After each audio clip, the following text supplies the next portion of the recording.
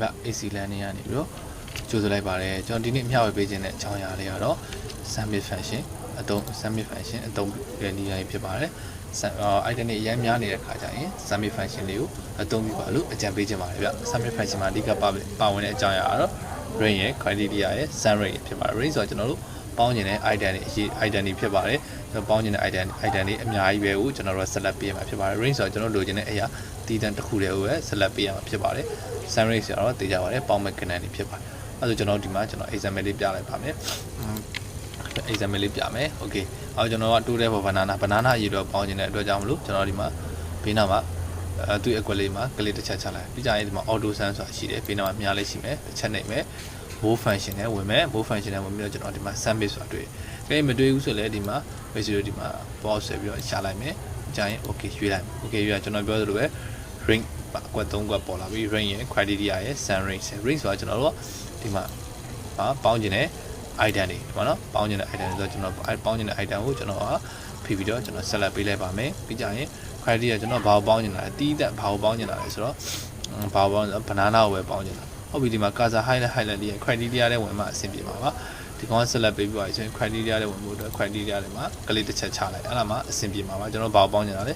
banana ပေါင်းကျင်တာပြီးသွားပြီပြီးတော့ကျွန်တော် sum rate ထဲဝင်ကျင်တဲ့အတွက်ကြောင့် sum rate ထဲမှာကလစ်တစ်ချက်တောင်ဖြစ်ပါတယ်ကလစ်တစ်ချက်ချလိုက်ပါ sum rate ဆိုတာပေါင်းမဲ့ connect တွေဘာကိုပေါင်းမှလဲဆိုတော့ကျွန်တော်တို့ကဒီမှာပေါင်းမဲ့ connect တွေကိုကျွန်တော် select ပေးလိုက်ရင်ရပါပြီ okay အဲ့ဒါကျွန်တော်ဒီမှာတရားကြည့်မယ် range ဆိုတာကျွန်တော်တို့ကကျွန်တော်ဒီပေါင်းကျင်တဲ့ item ဒီမှာ banana တို့ apple တို့ banana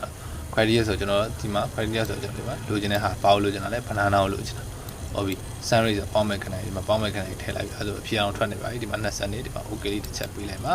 okay ဒီမှာ20နေရပါတယ်ကျွန်တော်တို့ဒီမှာအဲ့ဒီပေါင်းပြီးကျွန်တော်ဒီမှာဟိုကွန်ပျူတာလေးလောက်ဆောင်ကြတယ်သူကတီးတန်းလောက်ဆောင်ပါဆိုအပေါင်းလေးပုံစံဆွဲချလိုက်မယ်ဆိုရင်30ဖြစ်သွားပြီဘာလို့30ဖြစ်လဲဆိုကျွန်တော် criteria ကို banana ပေးခဲ့တာဟုတ်နော် criteria banana ပြီး criteria auto လောက်ဆောင်ကြဘူး criteria banana ပြီးသူ့အောက်မှာပါရှိတယ် apple လောက်ဆောင်ကြဘူးတော့ဘာ apple ရလဲဒီမှာ30ရှိနောက်တစ်ခုထပ်ဆွဲမယ်သူ banana ထပ်ဖြစ်သွားမယ်ဟုတ်တယ်နောက်တစ်ခုထပ်ဆွဲရပါဖြစ်ပါမယ်ဆိုတော့ banana ထပ်ဖြစ်သွားမယ်ကျွန်တော်ဆွဲပြပါမယ် okay ဒီကောင် select ပြီးပါကျွန်တော်ဆွဲ banana ဖြစ်သွား banana ဘာလို့ set ဖြစ်လဲဆိုတော့သူအပေါ်ဟာပေါင်းခဲ့ပြီးသားပေါင်းခဲ့ပြီးသွားသူက neglect လုပ်ပြီးတော့စဉ်းစားနေတယ်နောက်တစ်ခါထပ်ဆိုရင်ဒီ banana တစ်ခုရရှိတယ်ဆိုတော့နောက်တစ်ခါထပ်ဆိုရင် apple ဖြစ်သွားလိမ့်မယ် apple ဘယ်လောက်ဖြစ်မလဲဆိုတော့20ဖြစ်သွားလိမ့်မယ်အဲ့တစ်ချက်တော့မိတ်ဆွေတို့ဟိုမှာမယ်အားကြောင့်မိတ်ဆွေတို့ queue site ဖို့လိုအပ်ပါတယ်အဲ့တစ်ချက်ကတော့ဟုတ်တယ်နော်အဲ့ဆိုရင်ကျွန်တော်နောက်တစ်ခုပြပြပါမယ် okay item နဲ့အရင်များတဲ့ခါကျတော့ဒါတော့ civil estimate တမိုင်းအတွက်အဓိကရည်ရွယ်တဲ့ဟာလေးဖြစ်ပါတယ်ကျွန်တော်က beta estimate မှာကျွန်တော်တွက်ခဲ့တဲ့အကြောင်းအရာတွေအများကြီးပဲရှိတယ်ဟုတ်တယ်နော်ဒီမှာ site clearing ဟုတ်တယ်မှာ site clearing လုပ်ရင်လူသမားတွေပဲလိုအပ်တာဟုတ်ပြီနော်ကျွန်တော်ဒီမှာကြည့်မယ်136 link လောက်ပြီ136 link လောက်ရင်နော်လူသမားတွေလိုအပ်တယ်လူသမားတွေလိုအပ်တယ်ဘီလက်မြေလည်းလိုအပ်တယ်ဟုတ်တယ်နော်တဲတွေလိုအပ်တယ် RSA ဆိုတဲ့ကြောက်တွေလည်းလိုအပ်တယ်ဟုတ်တယ်နော်အဲ့မှာကျွန်တော်တို့က BQ ဆိုတဲ့ဟာကကျွန်တော်တို့ကဘာလဲဆိုတော့စီမံဘဏ္ဍာအိတ်3ခဲလဲဟုတ်တယ်နော် site တစ်စားလုံးအစအဆုံးစီမံဘဏ္ဍာအိတ်3ခဲလဲဟုတ်တယ်နော်စန့်ဆိုတဲ့စန့်ဘဏ္ဍာအိတ်3ခဲလဲဆိုပြီးတော့ဘယ်လောက်3ခဲလဲဆိုတော့ B မှာကြည့်မယ်ဒီမှာလဲစီမှာ136 link green လောက်နော်စီမံ60တက်တမတိကို3ခဲဟုတ်ပြီအုပ်စီတဲ့လုံးက brewer မှာလဲစီမံက80တက်တမခွန်3ခဲဟုတ်ပြီနောက်တစ်ခုမှာလဲစီမံက89အဲ့3ခဲဟာအဲ့လိုမျိုးအဲ့စီမံတွေကိုရှာပြီးတော့တီးတန့်ပေါင်းရမယ်ဆိုရင်အရန်ခက်ခဲသွားဟုတ်တယ်မလားစီမံတစ်ခုတည်းပဲတီးတန့်ပေါင်းရမယ်ဆိုရင်တော့ပြဿနာမရှိဘူးကျွန်တော်ကပေါင်းရမယ်အရာတွေအားလုံးကဒီမှာကြည့်တယ်ပါစီမံလည်းဘလို့ရှာပြီးတော့တစ်ခုချင်းဒီပေါင်းပေးရမယ်စုစုပေါင်းဘယ်နှခုရှိတယ်ပြန်စန့်ကိုလည်းတစ်ခုရှာပြီးတော့တီးတန့်အကုန်လုံးပေါင်းပေးရမယ်ဟုတ်ပြီအဲ့လိုဆိုရင်လည်းခေါင်းစားသွားပြီဟုတ်တယ်နော်အဲ့ကြောင့်မလို့စီမံကို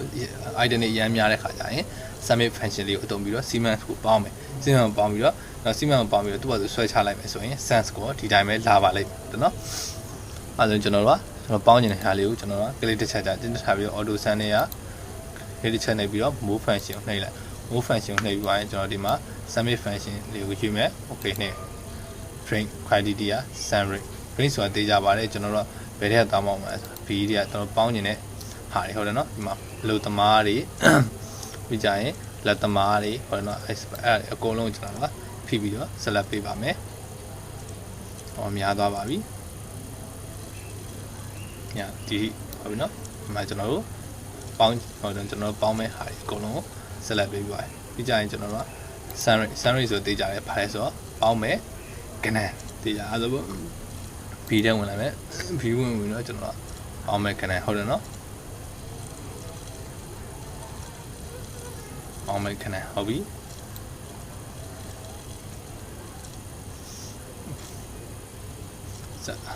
အဲ့ဒါနဲ့အရင်များတဲ့ခါကျရင်ကျွန်တော် sumif function လေးနဲ့ပေါင်းပြနေရဖြစ်ပါတယ်အဲ့ဒါဆို criteria ဆိုကျွန်တော်လိုချင်တယ် criteria ဆိုတီးတဲ့လိုချင်တယ်ဘာလို့လိုချင်တာလဲဆိုတော့criteria တီးတဲ့လိုချင်တယ်ဆိုကျွန်တော်ဒီမှာစီမံကိုလိုချင်တဲ့ကြောင့်မို့ကျွန်တော်criteria စီမံကိုဆက်ပေးအဲ့ဒါဆိုကျွန်တော်ဒီမှာကြည့်မယ်ဟုတ်နော် range ဆိုတော့ကျွန်တော်ပေါင်းချင်တဲ့အကြောင်းအရာတွေပြီးကြရင် summary ဆိုတာကဏ္ဍနီဟုတ်တယ်နော်အဲ့ဒါကျွန်တော် okay အော်အဖြစ်ထွက်လာပြီဘာလဲဆိုတော့15696.65အဲ့ထွက်ပါတယ်အိတ်ပေါင်း1500ကျော်ထွက်တယ်ဗျာဟော amount ဆိုတော့ကျွန်တော်တို့ကဒီ quality နဲ့ unit တိတ်မှာ9300နဲ့ကျွန်တော်ထွက်တာဟုတ်တိတ်မှာတော့9300မဟုတ်တော့ဘူးအခုခေတ်ပေါင်းစေးဆိုရင်နော်တိတ်မှာ6000ကျော်ရှိနေပြီ6500 9000လောက်ပေါင်းနေပြီဗျာ okay အားဆိုရင်ကျွန်တော်ဒီမှာ sans ကိုပေါင်းပြီးတော့ဟိုစီဘီလက်မျိုးပေါင်းပြီး sans ကိုလည်းတော့ပေါ့မို့ခုန auto sans နဲ့ဝင်ဘာညာတရကနေကြကွာစီလောက်ဆရာမလို့တော့ဘူး computer ရဲ့ထုံးစံတိုင်းပဲဒီမှာဆွဲချလိုက်ရင်ဒီကျွန်တော်ဆွဲချလိုက်မဟုတ်သူ့ဘာသူ auto ပေါင်းပြီးပါဟာစမ်းကြတော့6000.9ဟုတ်တယ်နော်စီမံပြီးကျွန်တော်တို့ကဟို criteria မှာကျွန်တော်ရွေးခဲ့တယ်လीဟိုမှာစီမံပြီးမှဖာရွေးမယ်တော့သူ့ရဲ့ဒီ criteria အောက်မှာ sense ကိုရွေးတယ်သူ့ဘာသူ computer လောက်ဆောင်ပေးပါပြီလောက်ဆောင်ပေးပြီးပါပြီ okay ကျွန်တော်တို့ဒီမှာဟိုလောက်ဆောင်လိုက်မယ်နော်ဒီမှာအကုန်လုံးရွေးတယ်ဆိုရင်သူ့ဘာသူ auto ပေါင်းပြီးဖြစ်တောင်းသူ့ဘာသူ auto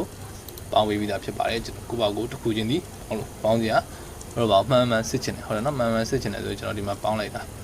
စုပေါင်းဒီမှာဒါ material အတွက်ပေါင်းတာဒီလောက်ရတယ်ပြီးကြရင် labor အတွက်ပေါင်းတာဒီလောက်ရဟုတ်ပြီနော်ဒါကျွန်တော်ဘယ်လောက်မှမသိကျွန်တော်တိန်းနေတယ်တိန်းဘယ်လောက်ထွက်လဲဆိုတော့ကျွန်တော်သိချင်တယ်ဆိုရင်ညီမချင်းဒီကောင်တီးပြီးတော့စာမယ်ဘယ်လောက်စာမယ်ဆိုတော့90ရာ1000တောင်းတိန်းကနေစာမယ်ဆိုရင်ဘယ်လောက်လဲဆိုတော့1060တိန်းထွက်တယ်ဟုတ်တယ်နော်1060တိန်းထွက်တယ်အဲဆိုကျွန်တော်တို့ B မှာလည်းကျွန်တော်ပေါင်းထားခဲ့တာရှိပါတယ် B မှာပေါင်းထားခဲ့တာရှိပါတယ်ဆိုတော့ B မှာပေါင်းထားခဲ့တာကကျွန်တော်ဒီမှာပါအဲ့ကောင်ကဘာလဲဆိုတော့တိုတယ်material labor နဲ့ပေါင်းထားခြင်းဖြစ်ပါတယ်အဲ့ကောင်ကိုကျွန်တော်ကတိန်းပေါင်းဘယ်လောက်ထွက်တယ်ဆိုတော့ကျွန်တော်သိချင်တဲ့အကြောင်းမို့ကျွန်တော်တိန်းဖြစ်ပြောင်းလဲမယ်ညီမချင်းအဲ့ကောင်ဒီဗီဒီယိုဘာနဲ့စားမယ်ဆိုတော့တိန်းနဲ့စားမယ်ခု10ရာ1000တောင်းတိန်းတိန်းနဲ့စားမယ်ဆိုတော့တိန်းပေါင်း1086သိန်းထွက်ပါတယ်ဟိုမှာတော့သိန်းပေါင်း1060ထွက်တာပါအဲဆိုရင်ကျွန်တော်တို့16သိန်းပဲကွာပါတယ်16သိန်းကွာတဲ့ကျွန်တော်တို့ point ဖြတ်တာလေးနည်းငယ်လေးကွာသွားတဲ့အတွက်ကြောင့်ဖြစ်ပါတယ်အဲဆိုရင်ဂျမ်မြာအဖြစ်တူသွားပါပြီအဲဆိုရမယ်လို့မျှော်လင့်မိပါတယ်ဗျာအားလုံးကိုကျေးဇူးတင်ပါတယ်ဗျာနှစ်တင်မှာစိတ်ချမ်းသာခြင်းကိုယ်ချမ်းသာခြင်းနဲ့ပြည့်စုံကြပါစေ